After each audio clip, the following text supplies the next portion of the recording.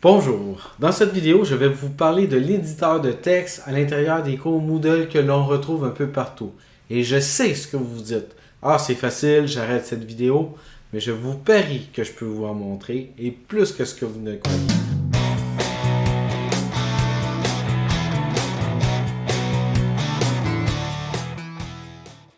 Avant de commencer cette vidéo, sachez qu'il y a plusieurs éditeurs de texte qui sont disponibles dans Moodle. Le plus populaire est Tato, l'éditeur de texte par défaut que j'utiliserai pour faire cette vidéo, et TinyMCE, l'éditeur de texte des plus vieilles versions de Moodle.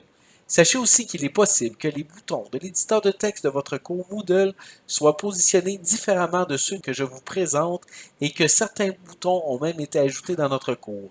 Si vous avez des questions concernant l'un des boutons ou l'éditeur de texte, n'hésitez pas à les inscrire dans les commentaires de cette vidéo.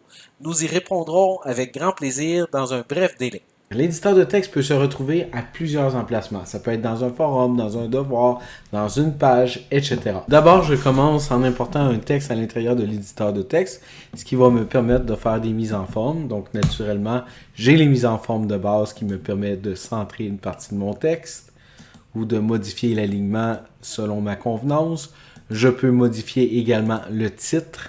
Également, vous pouvez mettre en gras ou en italique. Également, il est possible de créer une liste non numérotée en appuyant sur cette puce-là ici.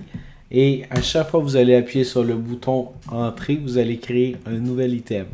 Vous pouvez également créer des puces numérotées. Donc, numéroté 1, item 1, item 2.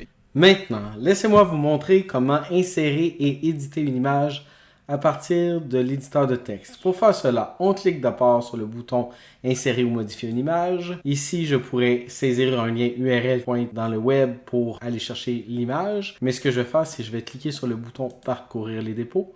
Et puis, je viens sélectionner Déposer un fichier afin de venir chercher l'image dans mon ordinateur. Je vais cliquer sur le bouton Choisir un fichier. Je viens sélectionner la section Téléchargement et je repère mon image. Je clique sur le bouton Ouvrir et je clique sur Déposer ce fichier. Ce que je vois en bas, c'est mon image plein écran avec les dimensions qui sont beaucoup trop grandes pour moi. Donc, ce que je vais faire, c'est que je vais les redimensionner. Je vais mettre 200 pixels. Et en cliquant sur l'autre onglet, il va automatiquement se redimensionner étant donné que la case à cocher est cochée justement. Il me reste maintenant qu'à décrire mon image pour ceux qui ne peuvent pas bien la voir. Maintenant que c'est fait, on clique sur le bouton Enregistrer l'image. Et voilà, si vous désirez centrer l'image, on clique dessus et on appuie sur le bouton Centrer. Pour l'effacer, même chose, on clique dessus, on appuie sur le bouton Effacer. Oups, vous vous êtes trompé, vous voulez annuler l'effacement. On peut cliquer sur le bouton Annuler ou faire CTRL-Z à partir du clavier et le chien revient.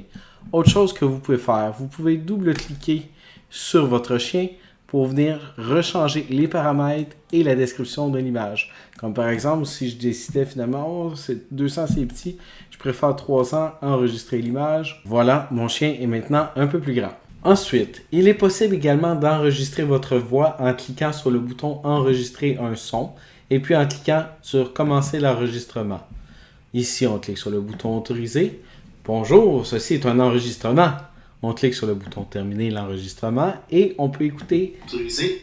Bonjour, ceci est un enregistrement. Et par la suite, vous pouvez joindre cet enregistrement en cliquant sur le bouton. Donc, vous pouvez faire de même pour la caméra.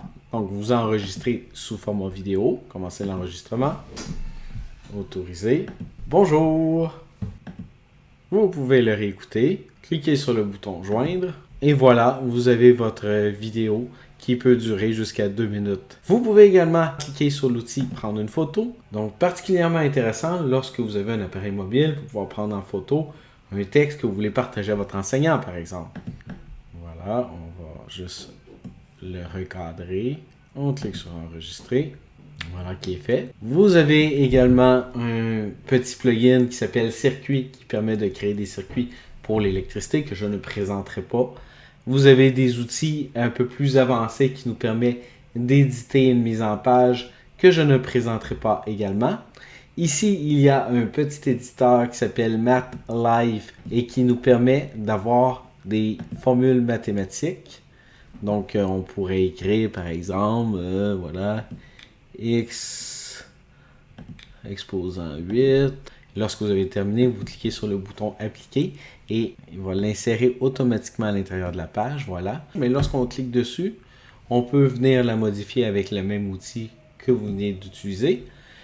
Si vous voulez plus d'outils, vous pouvez même afficher ou cacher les boutons avancés. Donc en affichant les boutons, dans les boutons qui sont ici présents, il y en a quelques-uns qui me semblent particulièrement intéressants. Celui-ci qui nous permet d'agrandir la page, donc pour pouvoir avoir un meilleur visuel, pour mieux travailler. J'ai également la possibilité de cliquer sur l'outil qui nous permet d'insérer un lien URL. Donc, pour la majorité des gens, un lien URL, c'est un site web. Comme par exemple, je pourrais aller sur moodle.cssdn.gouv.qc.ca, ouvrir dans un nouvel onglet, une nouvelle fenêtre, et créer un lien. Et maintenant, ça fait un lien qui, en cliquant dessus, ça ouvrirait une nouvelle fenêtre. Mais ce que les gens ignorent et ce qui est particulièrement intéressant, c'est que plutôt que ce soit un lien vers le web, ça pourrait être un document qu'on télécharge. Comme par exemple, si je clique parcourir les dépôts, je peux déposer un fichier, choisir un fichier qui va être de mon dossier téléchargement. Tiens, quiz, ouvrir, déposer ce fichier. Et voilà, maintenant, lorsque je vais cliquer sur le mot, c'est non plus dans le web qu'on va s'en aller, mais c'est un fichier qui va se télécharger. Au même titre que si je venais sélectionner le lien, je clique sur parcourir les dépôts. Je peux venir choisir d'autres fichiers de dépôt, comme par exemple Wikimedia. Wikimedia, c'est un emplacement qui me permet de trouver des images qui sont libres de droit. Je pourrais chercher café et faire une recherche et je verrai ici des images qui apparaîtraient avec le thème café. Tiens, voilà, une tasse de café.